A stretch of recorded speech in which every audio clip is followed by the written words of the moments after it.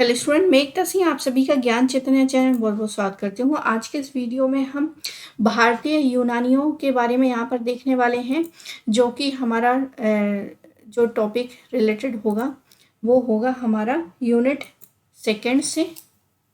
Unit second का है Indo यूनानी। तो भारतीय यूनानी कहें या इंडो यूनानी, ये दोनों ही बातें क्या हैं, इन्हीं से रिलेटेड है। और ये यूजीसी नेट के अकॉर्डिंग इकाई यूनिट सेकंड से ये टॉपिक है। तो ये बहुत छोटा सा है, तो इसको यहाँ पर कवर कर लेते हैं, बहुत महत्वपूर्ण है।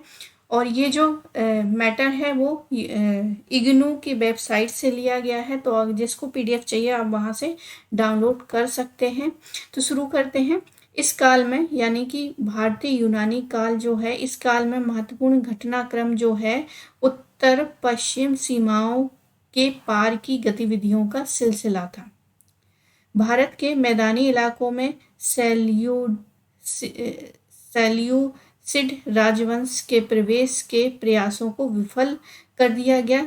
लेकिन मतलब यहाँ पर क्या है, मान लीजिए ये है भारत, तो यहाँ जो उत्तर पश्चिम वाला क्षेत्र है भारत का, वहाँ से क्या है, बहुत सारे जो हैं कबीले या फिर कहें बहुत सारे राजवंश यहीं से आते दिखाई पड़ते हैं। तो यहाँ पर इस समय यहाँ से लोग आते हैं, लेकिन यहाँ पर क्या है, मैदानी इलाकों में क्या है, या ये वाला जो इलाका है उत्तर प्रदेश और ये सारा, तो मैदानी इलाकों में क्या हुआ था, इनका प्रयास विफल हो जाता है। लेकिन सेल्यूसिड असफल रहे, वहाँ बैक्ट्रिया के राजाओं को सफलता मिल जाती है। मतलब यहाँ पर मान लीजिए भारत के बाहर कोई बैक्ट्रिया है और यहाँ से क्या है, राजा चलते हैं किस तरफ, इस तरफ अपना शासन करने के लिए या राज्य विस्तार करने के लिए। तो बैक्ट्रिया जो हैं वो यहाँ पर क्या हो जाते हैं, उनको सफलता मिल जाती है।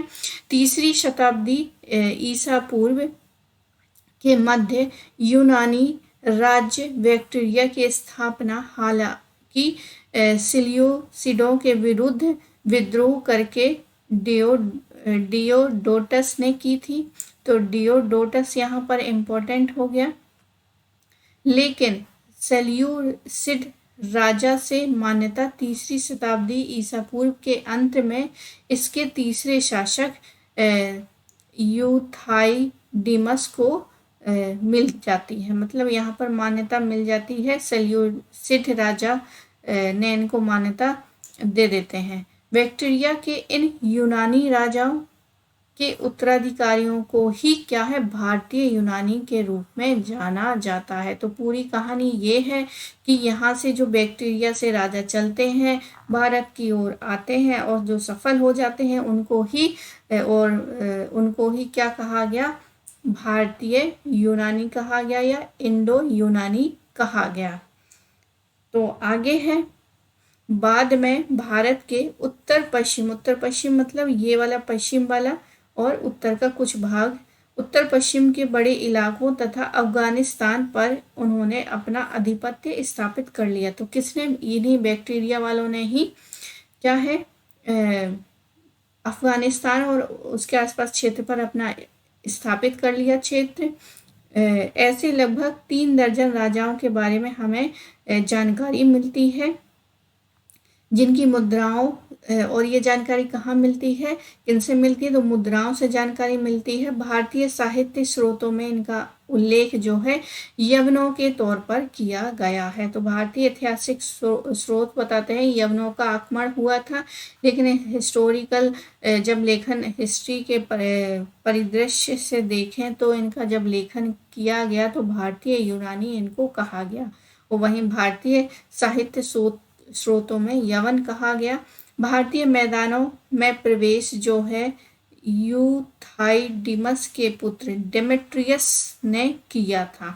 तो भारतीय मैदानों में जो प्रवेश है वो डेमेट्रियस करते हैं, और उनके जो उत्तराधिकारी हैं मेयांडर, इसका नाम हमें कई बार मिलते हैं बौद्ध साहित्य में। देख लीजिए, जब हम बौद्ध पढ़ते हैं तो मेनांडर का उल्लेख हमें मिलता है।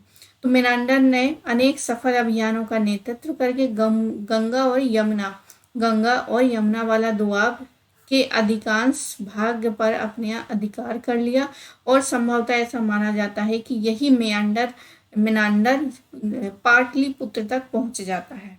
भारत के उत्तर पश्चिम क्षेत्र के बड़े भूभाग पर विजय की पुष्टि स्ट्रैबो की पुस्तक ज्योग्राफी में मिलती है। मतलब मियांडर कहाँ तक पहुँचता है इसकी पुष्टि जो है वो स्ट्रैबो की पुस्तक जियोग्राफी से मिलती है। इसके अलावा पेरिप्लस ऑफ द इथेरियन सी के बारे में भी पुस्तक जो है अज्ञात लेखक द्वारा लिखी गई थी, पेरिप्लस ऑफ द इथेरियन सी, वो भी ये बताती है कि जो भारत के उत्तर पश्चिम क्षेत्र के बड़े भूभाग पर क्या है विजय की थी।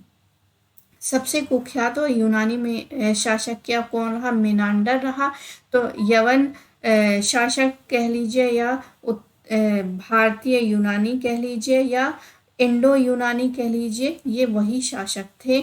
मेनांडर सबसे फेमस रहा है। इसके बारे में देखते हैं। इसका शासन जो है 155 से लेके 130 ईसा पूर्व है।